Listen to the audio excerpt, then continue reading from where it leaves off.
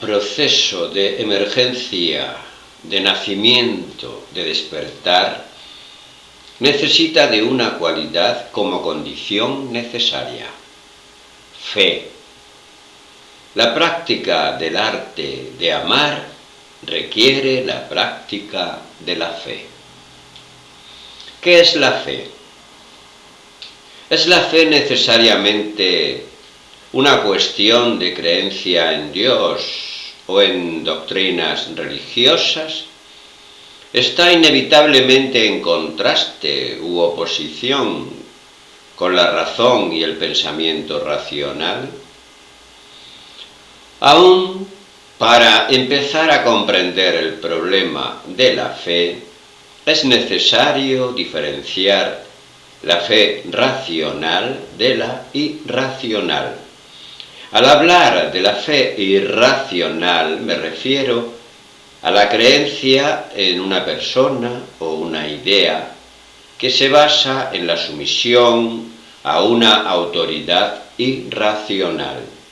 Por el contrario, la fe racional es una convicción arraigada en la propia experiencia mental o afectiva.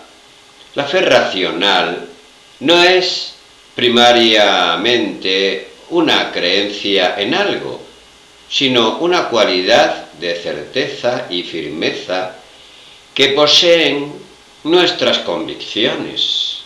La fe es un rasgo caracterológico que penetra toda la personalidad y no una creencia específica.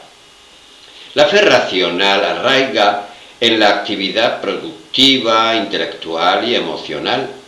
Constituye un importante componente del pensar racional en el que se supone que la fe no tiene lugar. ¿Cómo llega un científico, por ejemplo, a un nuevo descubrimiento?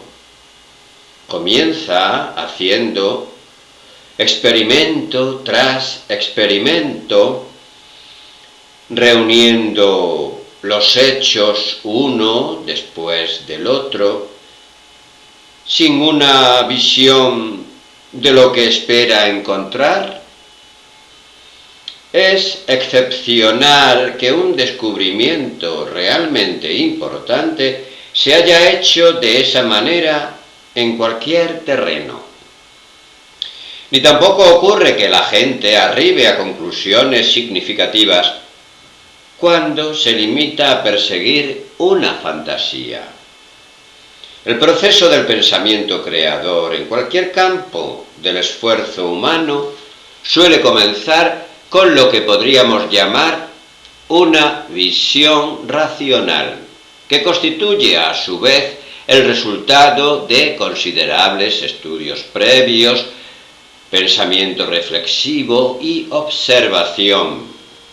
Cuando un científico logra reunir suficientes datos o elaborar una fórmula matemática que hace altamente plausible su visión original, puede decirse que ha llegado a una hipótesis de ensayo.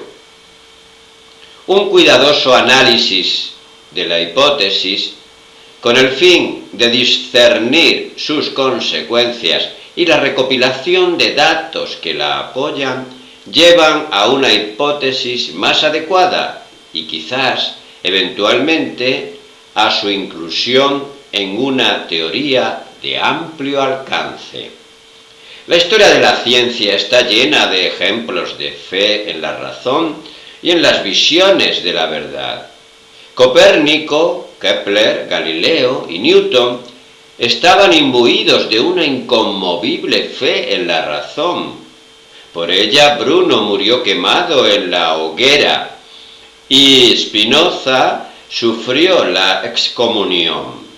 A cada paso, desde la concepción de una visión racional hasta la formulación de una teoría, es necesaria la fe. Fe en la visión de una finalidad racionalmente válida que alcanzar.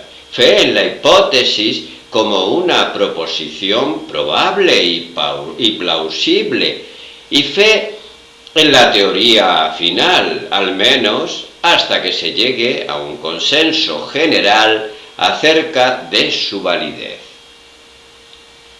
Esa fe está arraigada en la propia experiencia, en la confianza en el propio poder de pensamiento, observación y juicio, al tiempo que la fe irracional es la aceptación de algo como verdadero solo porque así lo afirma una autoridad o la mayoría. La fe racional tiene sus raíces en una convicción independiente basada en el propio pensamiento y observación productivos, a pesar de la opinión de la mayoría.